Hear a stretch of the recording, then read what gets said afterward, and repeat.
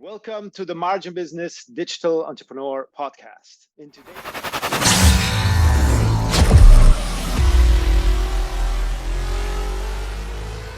In today's episode, we got Drew Donaldson. Drew is the founder and CEO of Grohaus.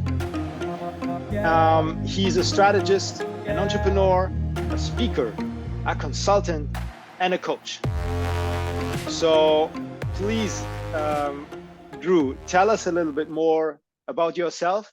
And I forgot a very, very important point, which you have been pointed out in your LinkedIn profile as well, that you're a dad. I think if we put this into one phrase, we put it straight into the beginning. You know, I love that. It's my passion as well. So that's why I'm very, I understand what you want to say, and great. So we're really beginning on something great here. So please tell us a little bit more about yourself. Where did you come from? I mean, where did it all started? Because somewhere you started being a digital entrepreneur, and yeah, all of the good stuff. Well, first off, thanks for having me, Omar. It's a pleasure to talk to you. And yeah, I am a new dad. I'm a dad to a 6-month-old little girl who is just so much fun and such a bright point in my life. So yeah, I have that to go home to, and of course a wonderful wife. My business or digital entrepreneurship, I guess that I'd start there. Really started around the dawn of business video on YouTube. So if you can think back to 2008, 2009, that kind of era, businesses weren't on YouTube yet. Like, that was still kind of the Wild West. Sure, there were some people that would post stuff, but it was kind of hit or miss. You know, your local businesses, your mom and pop stores would never have a YouTube channel. They would never have a social media profile. This was still when businesses were starting to get onto Facebook. So the idea of putting content out online was still really new. And I was coming from a film and media background. And so I fell into kind of this custom fit niche of helping business owners produce content efficiently. I was a student filmmaker, so I knew how to, rub 2 pennies together and get $6 out of it. And so I brought that kind of skill to business owners who were really, they were getting pitched by production companies that wanted 30 grand for a video. It's like, well, I can't afford that. Like, how am I going to pay for the amount of, like, a used Civic for a video? So I was kind of coming in and I was saying, well, here's how we could do it a lot cheaper. Here's how you could do it for yourself. Here's how you could create your own content. I built a decent sized business there, helping different people. I was working with musicians and artists and lawyers and just everyone you could kind of think of. And then I started getting work at the corporate level. So the first thing was I went in to build a video department at a university in New York. And so over the course of 3 years, we insourced all of their agency work for, like, I think it was $500,000 total of work that was going outside of this nonprofit university. Instead, it was all being produced internally, so at huge cost savings. So I did that, and then my work there got some attention because I won some awards, and I moved into pharmaceuticals briefly. Didn't really love the pharmaceutical industry, so I left that pretty quickly. And then I started a longer-term consulting gig with a publisher where my task was to essentially rebuild a broken content farm that they had built for their clients. So I was in the corporate world for a long time, and the whole time I just wasn't loving it. I really missed working with small businesses and CEOs, and I just hated how, like, I would spend 3 months on a deck for, like, a proposed project, give the presentation, then watch people just, like, throw it in the garbage on their way out of the room. And that's just, as a consultant, you just have to take the slings and arrows. That's how some of your life is going to be. But I just wasn't really satisfied with that. So around 2020, I started Grohaus with the idea that I'm going to take these strategies that I know for a fact work, things like marketing automation, things like paid media, things like content marketing.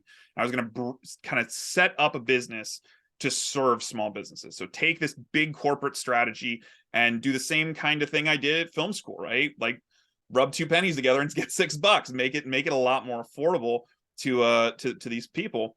And I struggled with that. But luckily, we had a huge global pandemic. Everything shut down, and I had plenty of time to work on the business and figure all this stuff out. Exactly. And it was at a moment when a lot of people were really hurting. So there was no shortage of people that would be willing to give me their time and tell me what they thought about this offer and would it help them and is it priced right. So I did that for the rest of 2020. I ended up meeting two marketers outside of Philadelphia, which is like 2 hours away from here, who were doing a very similar agency structure. So for the first year of business, we actually partnered together. We ran the business as partners. And then at April of last year, I bought them out of the business so that they could go and invest in another business. And I've been running it with my own team in place since April. So it's been a really awesome journey. And today we serve businesses all the way from bedroom entrepreneurs, people with just a dream and a passion and $100 in their bank account, all the way to, you know, large organizations with multi-million-dollar budgets and everybody in between. So it's been a really amazing ride, and I get to touch so many different businesses and see so many different industries that it's just been an incredible journey through the business world. I can imagine. Thanks for explaining all of this. You know, Grohaus. Now, from the name, you know, grow and then house looks German for me. You know. Yeah. So we are in Pennsylvania Dutch country. So okay. I'm in Lebanon County, Pennsylvania. And the Pennsylvania Dutch is a big part of our heritage. We're not Pennsylvania Dutch. We don't belong to the Mennonite or Amish communities, but I was surrounded by folks in that community growing up. And there is an element to those communities that really are true communities. Like if you're known in a community, you're known. People actually know who you are. It's not just a person on the street. And the story I always tell to demonstrate this is about a week after we bought the house that we live in now, we went to the diner down the street. And it's, you know, probably half a football field, maybe a full football field away, something like that. It's not terribly far away. So we walk down, we sit down at a booth. Now, remember, we've been here a week. We don't know anybody. We didn't even meet our neighbors yet, for the most part, right? We waved to them while we were moving boxes in. So we're sitting at the diner, and the waitress comes up and she goes, "Oh, you're that couple that just moved in down the street." Because we moved into their community. This community is 96% Mennonite. So they knew exactly who we were. They knew the date we moved in, where we lived, what our house looked like, because we were now part of their community. And so that was a big part that I wanted to bring to this business, was that it wasn't just about me helping one business, but bringing these businesses together and building a community that is far more engaged, people that are actually going to support each other than some of the current business communities out there, which is more about like just driving leads or, you know, referral marketing. Like, I don't want any of that. I want business owners to support each other growing their businesses. So that's what we built at Grohaus. Okay, great. That was the whole explanation of Grohaus, actually. Thank you so much. So yeah, it's very interesting, you know, because what you are talking about is like some Amazon brands, for example, have when they create something out of passion, you know, something which they can relate to, something which they live every day, and something which they have lived as well. So it's something which comes out of life. It's not just like a lifeless product which you buy somewhere on Alibaba, you know, and then you bring it over to the US or Europe and you sell it there. It's for me, it's soulless. It don't have anything, you know. It's not something what you can sustain for a long term. So something like you have is definitely something you can sustain for long term. But what I'm seeing, or what my first question would be, because you talk about multi-million-dollar enterprises, you talk about mom and pop shops, you talk about the man who is sitting in his bedroom. How can you serve all of these people? Do you have a big team who helps you? Because everyone obviously want to talk to Drew, you know, everyone want to be served by Drew. So how can you manage that? So a couple things. So what I call like my kind of starter group, or the bedroom entrepreneur folks, the folks that are still making their way to their first 6 figures in business, they all belong to a group coaching program. So we meet 4 times a week for 45 minutes a piece. Okay. And that allows me to amplify my effect. Because, you know, you might come in to ask your question, but you're also gaining from the benefit of learning from 6 other people who are right around your stage, right? These aren't CEOs and folks at multi-million-dollar companies that have these very complex. No, it's Joe the barber from down the street who he's launching a Facebook campaign too, and he has the same questions. So there's this wonderful, and that's part of that community is having those group sessions. And then yes, I do one-on-one.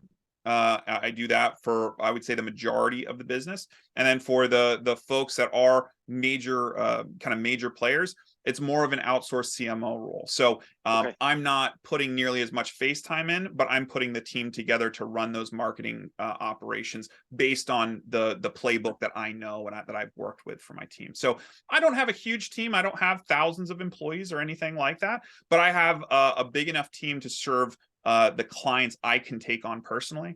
One of the things that I experimented with early on is this idea of fractionalizing myself and making myself less important to the business and instead bringing on other coaches. But the thing I found most frustrating was that it's very hard to find people who are good at marketing it in this way, right? There's a lot of people who are good at marketing, but if you ask them to explain it to somebody else, if you ask them to teach it to somebody else, it doesn't translate as well, right? And if any of you have ever watched marketing videos on YouTube, you know it's like a 1 in 100.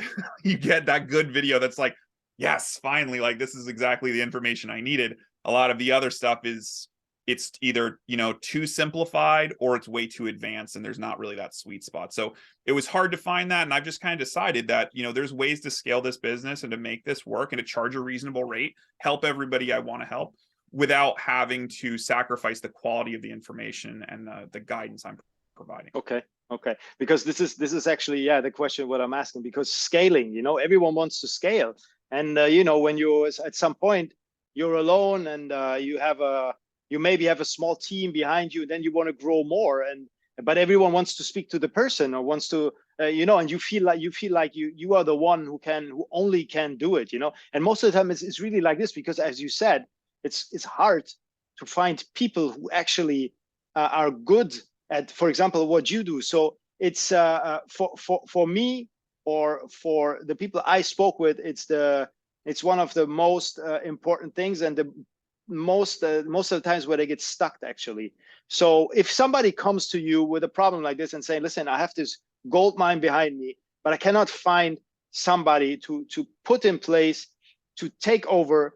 I cannot do everything. That means now we're getting decline in clients. Now we get problems with the clients we have. So where to begin? What would be your suggestion, and how would you strategically attack a problem like this, for example? So the first thing I always ask clients is, what does winning this battle look like? Right? Like, does this mean that you get to spend more time with your family? Is there a revenue number that you're going to be happy with, that, if I can make 10 million a year, then I don't have any debt, I can do all the things, I can take the luxury vacations, I can eat at the finest restaurants. Like, I think and this is the question that it's almost taboo to ask, but what is enough? What is enough? At which point the amount of money you make is not going to make you any happier. They've done studies of this, and they actually say it's $75,000. Your net happiness does not increase beyond $75,000 a year. And the reason is because at $75,000 a year, most, if not all, of your core necessities, house, heat, food, all that kind of stuff, are taken care of. Now, obviously, that's going to be different in New York and LA than middle America, but on average, it's right around there. So I think that I always look at what the end goal is. Listen, if your exit strategy for this business is to grow it to 10 million and sell it, well, great. Now we have a mark. Now we need to figure out, we have the outcome of the problem. Now we just need to solve for X. Makes it a lot easier. If you don't have a goal in mind, if you're just like, well, I just need it to run more efficiently, it's like, well, what does that look like? What is the peak efficiency that you're really trying to milk out of this business? Once we have that established, once we have the goal established, then it really becomes, what parts of your business right now can be automated? Like AI and marketing automation and fulfillment automation have never been at a better place in the history of man. Are you utilizing all the tools at your disposal? Is your Amazon page optimized? Is your site optimized? Are you telling the best story? You said something earlier, and I wanted to tag in on it. Your story doesn't stop at Amazon, right? If you are a passionate product owner, if you're a passionate person that is building this business, just because you're using Amazon's platform does not mean you're relegated to Amazon's platform. So what does that business look like beyond just that platform? Once you start going through and you really start defining what are the things, yeah, I can't get good people, but specifically, what are you hoping for them to do? Because a lot of it is probably stuff that if you put a little time into development or money into development, you can automate away, or you can outsource to a third party at a nominal fee increase. So I think that's the first thing. Now, when it comes down to actually hiring somebody, I like being super specific. I don't like job titles that range from walk my dog to balance the company's books. Try to be as focused as possible, because the more focused you are in your search, the more likely you're going to attract someone with just the right set of skills. I've talked to many people that I've hired for this business, or new employees that some of my clients have kind of brought to me just to do a kind of a second look at. And the number one thing I've seen people make this mistake on is that they hope for the best. They have all these hopes that, like, oh, we're such a great company to work for, but we need this really specific person, and here's all the great things. And then you get down to how much they're going to pay, and they're paying way below market value. You can't go and tell me, like, oh, I can't find good people if you're paying below market value. If you're paying below market value, you're getting below market people. If you want a rock star CFO, you're going to pay him like a rock star. So think about, what does that mean in the grand scheme of your revenue? This person, by getting someone that's very, very specialized and very, very good at what they do, what is going to be the impact on revenue? Is this going to increase your business 50%? Because having a rock star in that position, then paying him $100,000 a year probably makes a hell of a lot more sense than hiring a chain of people that you're going to pay $50,000 to and never get that kind of revenue bump, because they're just not as good, right? So I think that's the other thing, is like, pay people what they're worth. If you need rock stars, you got to pay rock stars. I think makes sense, because when you break this all down like this, which is very important, in order for the business owners to see where they are heading. It makes a lot of things, but some businesses have this problem. They cannot pay like 100,000 per year. Maybe they can pay 50,000. Sure. Maybe they can pay 40,000, and there we have already the problem. As you said. Mm-hmm. But for me, from what I see, or my experience from what I see, is most of the time it's not even the money. It's not even the money. I've seen people who work for a lot less and have a better attitude in work than people who, for example, would have paid a double, and it would have made no sense to pay that person more, because his performance would have stayed the same. This is as well something I have seen, and from there I was saying that's why I was saying as well, it's very hard to find specific people for a specific task which are really 100% what you need. From this is just from my experience. So what do you think about that, and how would you, because I think that yourself, you add the strategy as well to yourself, to your business, correct? Yeah, of course. So I mean, I think that's why I said market value earlier, right? Yeah. If the market value for, let's do like social media management, say the annual market value is $50,000. Well, I'm not saying go out and hire the $100,000 guy. I'm just saying don't go and look for a social media manager for $15,000 a year and expect them to perform like a $50,000 employee. Understand. Your expectations for that role have to scale with how much you can pay. So listen, if you're a brand new, Amazon seller and you're just getting started, maybe it's just hiring a VA for $6 an hour in the Philippines. Maybe that's all you can afford right now, but it's something. It's a step in the right direction. It's you saying, I need to take this off my plate so that I can spend my time on revenue generating activities. Because as the business owner, that's the only thing you're responsible for, is revenue generating activities, right? Everything else should be off your plate. You shouldn't be dealing with HR issues. You shouldn't be dealing with marketing issues. You shouldn't be dealing with any of this stuff. All of that stuff needs to come off your plate. Now, you might not be able to do it today, but when we talk about what that goal looks like, part of that goal is like, you should be spending 100% of your day doing stuff that impacts the bottom line of your business. And if it's administrative, bureaucracy, that kind of stuff, then it needs to go off and go onto somebody else's plate. But it's a journey. You can't just flip all the lights on at once. You got to kind of, proceed as you scale the business. Sure. It's thank you for that. It's really great. And I agree, it's a journey. It's definitely a journey. And this would be as well my next question for you. From, for the next 5 years, what are you planning for your business? Are you planning, are you planning so long, or do you have a vision for your business and as well a final mission, where you want to go or what you want to do? Because, for us, for example, for our businesses would be to help children once we have sold the business, or we leverage it so high that we can help others, which are in need, for example. Just an example what I mean with that. Absolutely. So first thing, in terms of giving back, I'm actually the chairman of the board of the Fort Safety Organization. And this is a nonprofit that helps protect children online. Wow. The online has done amazing things for us as business owners, but there is a dark side, right? Oh, yes, and we definitely. all know there is. And not enough has been done to protect children from that and to protect the vulnerable from that. Yeah. And so Fort Safety's mission really is to strengthen and protect families from digital dangers.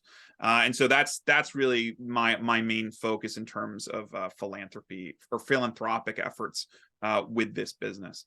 Now, there's a million other worthy charities out there, and there's other ones that we support locally, but that's just the one that I happen to have. Okay, we will put this afterwards as well down. Yeah. Oh, that's great. So fortsafety.org. I think when we talk long-term planning, 5 years out, I'm really looking at making my role in the day-to-day pretty minimal. I scale every year. We go through a pricing adjustment. I scale my rates to the current value of what I'm able to provide. And as I scale the rates, I take less and less clients at the private level and at the kind of OCMO level. So my goal is to, in 5 years, probably work 15 to 20 hours a week. And in that time, help a handful of businesses in one-on-one, and help 100 businesses or more through group sessions. Okay. That's really how I see the business scaling, because I don't have the interest right now, and things could change, but I don't have the interest right now of scaling the advice and the consulting beyond myself. I've met a lot of marketers that I want to be partners with. I've met a lot of marketers that I do business with. At the end of the day, though, we all have our angles on this market, and I've just not found anyone yet who shares mine. And so, of course, if marketers start popping up left and right and say, you know what, I can buy into this. This is a better way forward. I like what you're teaching people. I like the success you're getting. Then I would absolutely consider kind of expanding the Grohaus to include more people. But right now, I'm really focused on growing this business over the next 5 years, so that I'm going to bring this full circle, so that by the time my daughter's 5 years old, I'm spending more time with her than I am at work. That's my goal. Very good. And it's very important. These years are, they won't come back, and they get faster, young adults than you can think about it. It's really fast. So I think it's a very, very good decision. Yeah, I mean, she's 6 months old now, but it seems like it was 6 weeks ago. It's just my wife and I talk about how it feels. Sometimes it feels like we've been on this mission for like years, and other times it feels like it's been minutes, and there's never any in between. It never feels just right. It either feels like things are moving way too fast or way too slow. But it's just family is the most important thing to me. So I'm building a business that will allow me to retire much earlier than my peers. And very good for me. I don't need $10 million a year. Understood. That's okay. I'm okay without that. So I'm not saying that my journey is for anybody else. I'm just saying that I have my goals, and I know that I'm going to reach them because we've built a system that grows us predictably. Great. And so if I would ask you, what is your superpower? Because we spoke about all of this before. So Yeah. in a few words, what is your superpower, for example? It's a hard one to put into few words, but You can even in more words, no problem. We can. So I am very good at uncovering the reason why business owners aren't as successful as they want to be and giving them a way forward to be as successful as they want to be. And I do that personalized, and that's why this business is hard to scale in that sense, because I know every single one of my clients personally. I know their stories. I remember all their stories. I remember where they are. I mean, I have to take notes too, just like anybody else, but I become invested in their stories far more than I think a lot of people become invested in their clients. And I think for that's the superpower right there. So I don't know how to summarize that. I think it's that's a very perfect reply for that one. So yeah, that's I mean, I really like to speak with you about all of these, you know, because it's very important for everyone who runs a business, you know, to talk with people, to understand, to listen to podcasts, you know, in order to learn. That's why I think it's just a perfect fit for our audience that you came on the podcast today. And I much appreciate this as well. So where can anyone contact you, Drew, who want to get in contact with you? And as well, for the association, you're head of it, correct? So the chairman of the board. Chairman of the I'm board. not the CEO. John Stanley is the CEO over there. But yeah, you can go to grohaus.org, grohaus.org. You can sign up for a free clarity session with me there. So I offer that to everybody. We sit down. It's not a sales call. We just go through your business. I give you some ideas on how I think I could make it better. And then really the other great way to reach out is just email me, just drew@grohaus.org. I'm very accessible. And if you're looking to get some coaching, if you know that's something that's kind of missing in your arsenal, then I would love to have your folks come over and either join our group coaching community or schedule private one-on-one sessions with me. Great. That sounds really good. I'm sure the community got a lot of value out of this podcast today. And yeah, maybe we can do this another time again. I would love to like, you know, to see in a few years, or even maybe to see where does it go, and you know, did you really manage to drive it down to 15 hours per week? That would be amazing. And then retire and let it go on autopilot. That is definitely something I would like to follow up on. The first step to setting goals is throwing them out there, right? You know, exactly. Goals that aren't spoken aren't realized. So the fact that I'm putting it out there is already a step in the right direction. So hopefully I keep on that path, and we talk in 5 years and I'm on a beach somewhere. I will take you on that one. I will put a quote on there saying goals which are not spoken are not thrown out. What was the phrase you said? Goals that are not spoken are not achieved. Exactly. So this is I'm going to put this. Or realized. You could use realized too. I think that's what it actually is. The goals that are not spoken are not realized. Great. I love it. Yeah. Perfect. Thank you so much, Drew. All right. You have a good one. Bye.